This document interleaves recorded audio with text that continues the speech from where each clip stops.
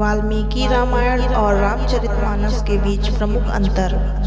महर्षि वाल्मीकि जी ने रामायण की रचना आज से लगभग 9 लाख वर्ष पहले के आसपास की थी। वाल्मीकि जी भगवान श्री राम के समय उपस्थित थे।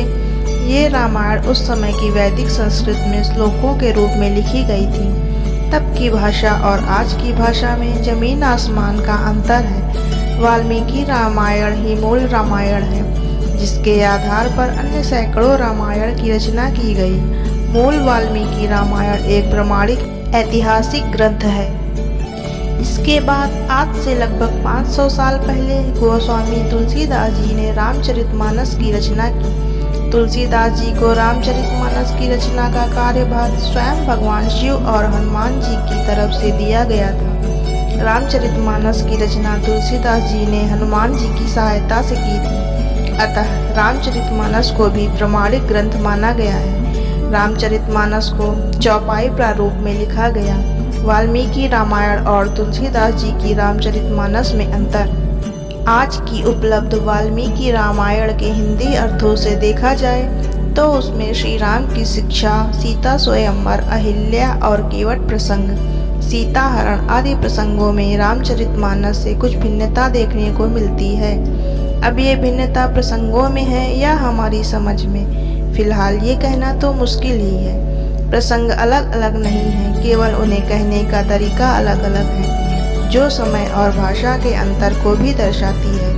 इसी के साथ रामचरितमानस में कई त्रेता युग की कथाएं ली गई हैं, जबकि वाल्मीकि रामायण में इसी चतुर्युग के त्रेता युग की कथा लिखी गई है।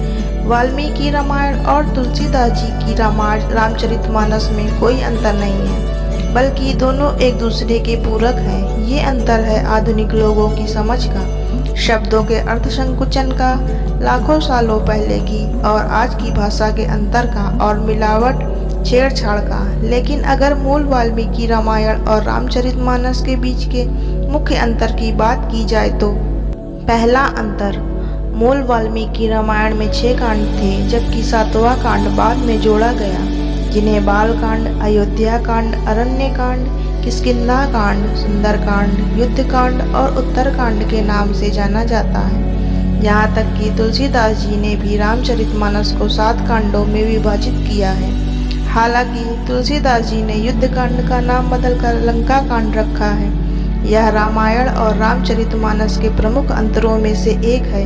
मूल रामायण में 24,000 श्लोक, 500 सर्ग और उत्तर सहित 6 कांड हैं, लेकिन आज की रामायण में 25,000 श्लोक, 658 सर्ग और 7 कांड हैं। इससे पता चलता है कि किस तरह से 7वां कांड रामायण में मिलाया गया है और रामायण के कुछ अन्य सर्गों में मिलावट की गई, जबकि रामचरितमानस में श्लोक संख्या 27 है, चौपाई संख्या 4608 है, दोहा 1074 है, सोरठा संख्या 207 है और 86 छंद हैं। वाल्मीकि जी ने रामायण के रूप में एक ऐतिहासिक ग्रंथ की रचना की है, इसलिए उन्होंने रामायण में उस समय का इतिहास बताने पर ज़्यादा जोर दिया है और इसीलिए वाल्मीकि रामायण से उस समय के इतिहास की विस्तृत जानकारी मिलती है।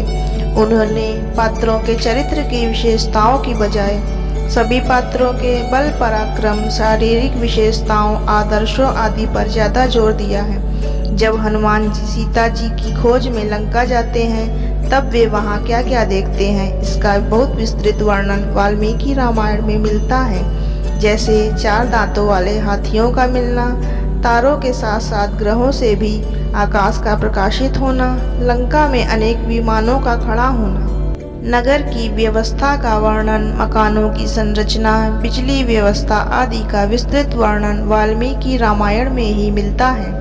वहीं तुलसीदास जी ने रामचरितमानस के रूप में चरित्र, भक्ति और भाव प्रधान ग्रंथ की रचना की है। तुलसीदास जी ने सभी पात्रों के चरित्र पर विशेष ध्यान देकर ये बताने की कोशिश की है कि किस पात्र ने किस परिस्थिति में क्या, कैसे और क्यों किया। तुलसीदास जी ने सभी पात्रों की शारीरिक विशेषताओं और उस समय के इतिहास की बजाय चरित्र विशेषताओं पर ज़्यादा जोर दिया है। इसीलिए उन्होंने अपनी रामायण का नाम भी रामचरितमानस ही रखा है। और इसीलिए सुंदरकांड का पाठ रामचरितमानस से ही किया जाता है, न कि वाल्मीकि रामायण से, क्योंकि रामचरितमानस से ही हनुमान जी के चरित्र की सुंदरता का पूरा ज्ञान मिलता है। रामायण के अनुसार राजा दशरथ की 350 से अधिक पत्नियां थीं, जिनमें से 3 प्रमुख पत्नियां थीं, कौशल्या, कैकेयी और सुमित्रा। जबकि रामचरितमानस के अनुसार राजा दशरथ की केवल 3 पत्नियां थीं।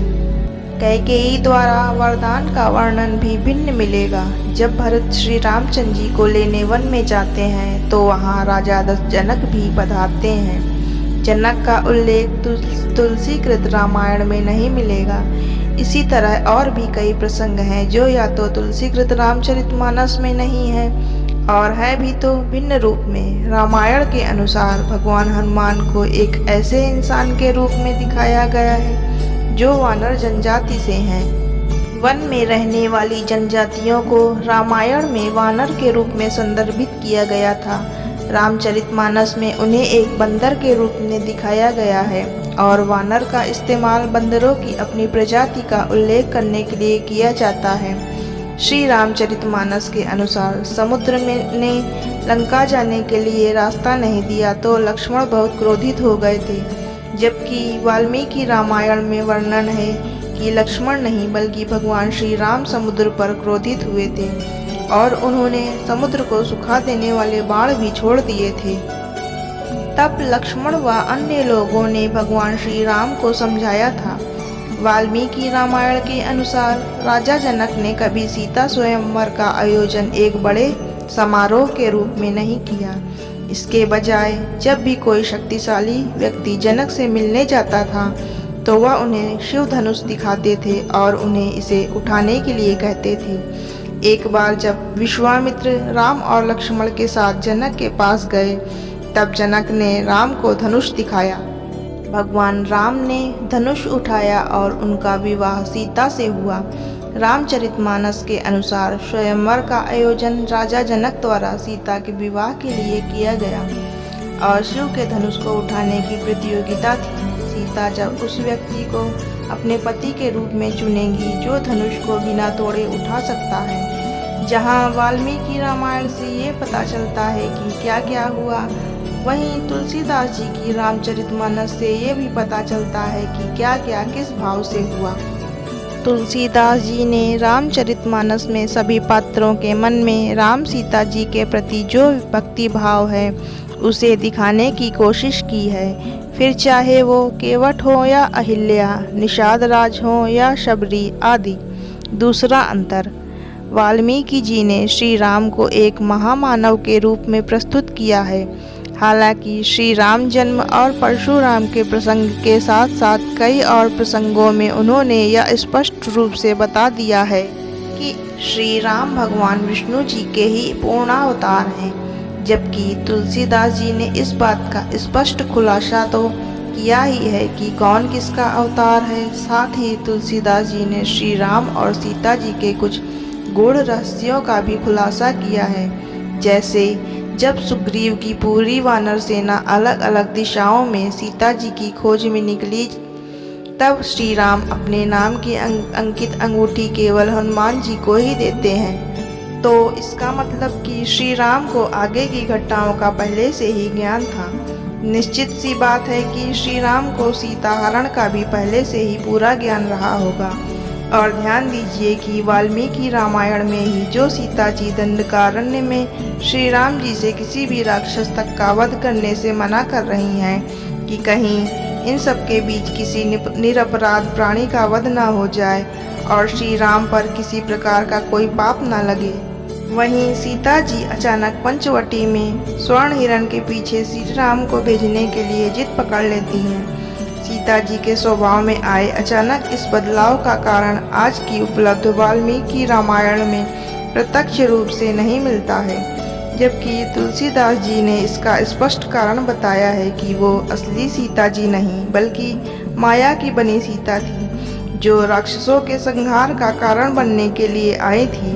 और श्री राम और सीता जी दोनों ही स्वर्ण हिरण में मारीच को पहले ही पहचान चुके थे। इसी प्रकार श्री राम ने सीता जी को बचाने के लिए हर परिस्थिति में पूरा युद्ध लड़ा। पूरे युद्ध भर उन्हें सीता जी की चिंता लगी रही और युद्ध के बाद अचानक उनसे अग्नि परीक्षा देने के लिए कह देते हैं। ये सब कुछ एक रहस्य की तरफ इशारा करता है और यही रहस्य रामचरितमानस में बताया गया है कि अग्नि परीक्षा के बहाने श्री राम अपनी असली सीता जी को बुला रहे थे। अरण्यकांड के सर्ग 54 श्लोक 13 में वाल्मीकि जी ने अप्रत्यक्ष रूप से इस बात का संकेत दिया है कि लंका में मायामयी सीता ही आई थी, इसीलिए रावण उन्हें ला सका था। माया रूपिणी होने के कारण ही रावण को सीता जी के वास्तविक स्वरूप का ज्ञान न हो सका था। वाल्मीकि रामायण में सुंदरकांड के सर्ग 22 का यह श्लोक देखिए, जिसमें सीता जी रावण से कहती हैं, मैं अपने तेज से तुझे अभी भस्म कर सकती हूँ, लेकिन केवल श्री राम की आज्ञा न होने के कारण मैं तुझे भस्म नहीं कर रही हूँ। मुझे हर लाने की शक्ति तेरे अंदर नहीं थी, तेरे वध के लिए ही विधाता ने यह विधान रचा है। अब यह एक रहस्य की बात है कि श्री राम ने सीता जी को रावण का वध न करने की आज्ञा कब दी, यानी श्री राम और सीता जी केवल संसार के लिए एक दूसरे से अलग हैं, लेकिन दोनों साथ ही हैं और रावण सहित सभी राक्षसों के वध की पूरी योजना बनाकर बैठे हैं। और इसी रहस्य का स्पष्ट खुलासा तुलसीदास जी ने किया है। रामायण के अनुसार रावण 2 बार रणभूमि में राम से लड़ने आया था। सबसे पहले वह युद्ध की शुरुआत में आया था, दूसरा वह युद्ध के अंत में आया था और राम द्वारा मारा गया था। रामचरितमानस में रावण अंत में केवल एक बार युद्ध के मैदान में आया।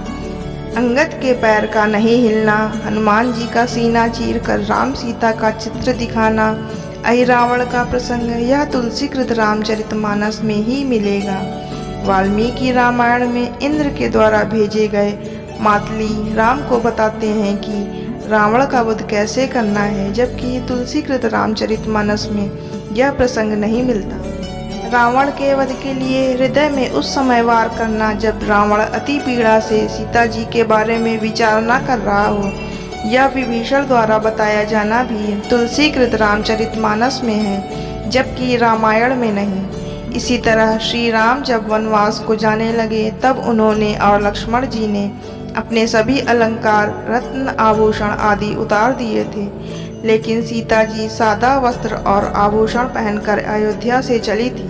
श्री राम नाम की अंकित अंगूठी सीता जी पहनती थी, तो वह अंगूठी श्री राम के पास कब और कैसे पहुंची, इस बात का भी स्पष्टीकरण उपलब्ध वाल्मीकि रामायण में नहीं मिलता है, जबकि तुलसीदास जी की रामचरितमानस में केवट प्रसंग में मिलता है। इस प्रकार वाल्मीकि रामायण चरित्र प्रधान है, जबकि तुलसीदास जी की रामचरितमानस भाव प्रधान है।